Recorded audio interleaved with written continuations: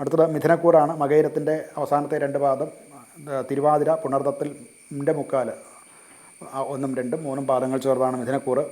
ബുധൻ ലഗ്നത്തിലേക്ക് 2ാം ഭാവം കർക്കിടകത്തിൽ നിൽക്കുന്ന ബുധൻ വക്രത്തിൽ വന്ന് വീണ്ടും ലഗ്നത്തിലേക്ക് മടങ്ങുന്നത് ചില പ്രശ്നങ്ങൾ അവരുടെ ജീവിതത്തിൽ ഉണ്ടാക്കാവുന്നത്.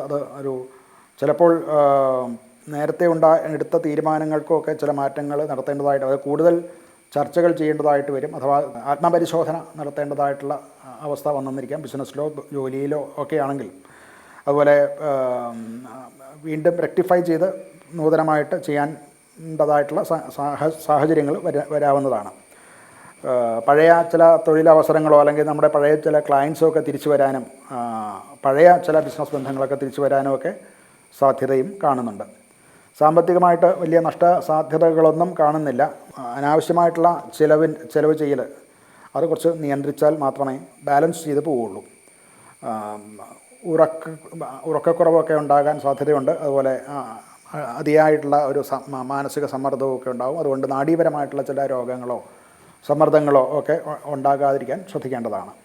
കുടുംബപരമായിട്ട് നമ്മുടെ വാക്ക് ദുർവ്യാഖ്യാനം ചെയ്യാൻ, പ്രത്യേകിച്ച് കുടുംബാംഗങ്ങളുടെ ഇടയ്ക്ക് നമ്മൾ പറയുന്ന കാര്യങ്ങളെ ദുർവ്യാഖ്യാനം ചെയ്ത് തെറ്റിദ്ധരിക്കാനുള്ള സാഹചര്യമുണ്ട്. അത് വളരെ ശ്രദ്ധിക്കേണ്ടതാണ്. ഇവർക്ക്